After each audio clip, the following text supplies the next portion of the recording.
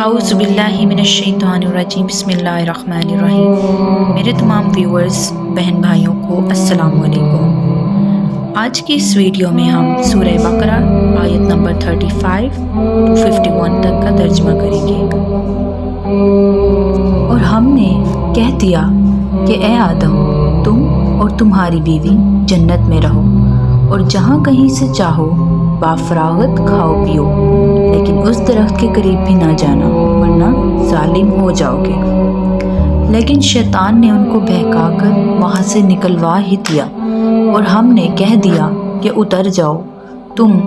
ایک دوسرے کے دشمن ہو اور ایک وقت مقرر تک تمہارے لیے زمین میں ٹھہرنا اور فائدہ اٹھانا ہے۔ حضرت آدم علیہ السلام نے اپنے رب سے چند باتیں سیکھ لیں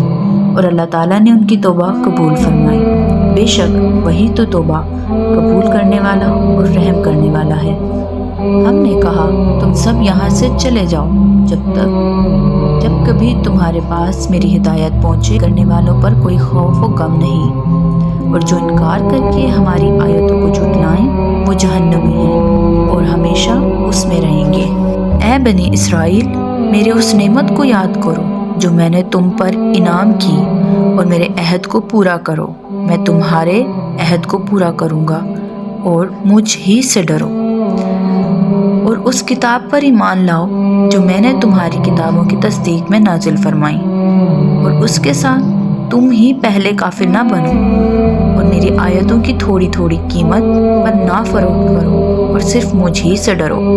اور حق کو باطل کے ساتھ خلط ملط نہ کرو اور ناحق کو چھپاؤ، تمہیں تو خود اس کا علم ہے، اور نمازوں کو قائم کرو اور زکوٰۃ اور رکوع کرنے والوں کے ساتھ رکوع کرو۔ کیا لوگوں کو بھلائیوں کا حکم کرتے ہو اور خود اپنے آپ کو بھول جاتے ہو؟ باوجود یہ کہ تم کتاب پڑھتے ہو، کیا اتنی بھی تم میں سمجھ نہیں؟ اور صبر اور نماز کے ساتھ مدد طلب کرو، یہ چیز شاق ہے مگر ڈر رکھنے والوں پر،